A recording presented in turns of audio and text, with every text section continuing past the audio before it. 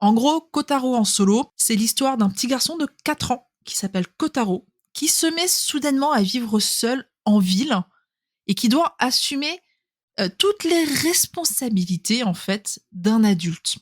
Et plus on avance dans l'histoire, et plus en fait on aborde la responsabilité et les conséquences en fait d'actes condamnables, mais également en fait on se rend compte que certains enfants sont obligés de porter sur leurs épaules des responsabilités pour lesquelles ils sont trop jeunes et donc la société va les forcer à grandir beaucoup trop vite.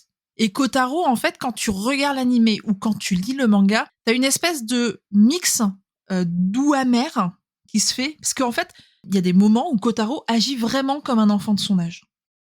Il, il, il n'a que 4 ans. Et donc, t'as des morceaux, t'as des passages où il agit vraiment comme un enfant de 4 ans, et d'autres où tu as ce paradoxe, où il agit comme un adulte, où il essaye d'être adulte, machin, etc. Et il a des idées reçues sur ce que ça veut dire être fort, sur ce que ça veut dire être un adulte, sur les responsabilités qu'un adulte est censé avoir, etc.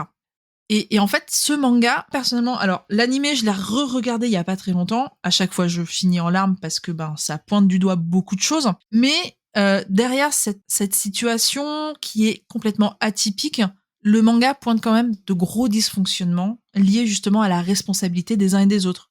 Parce que du coup, on a un peu l'impression que certains personnages peuvent se renvoyer la balle. Typiquement, il y a alors sans spoiler, mais à un moment donné de l'histoire, il y a un personnage qui arrive et qui se décharge absolument de toute responsabilité, de toute conséquence que son arrivée peut avoir sur la vie de Kotaro. Jusqu'à ce que Kotaro le fasse changer d'avis.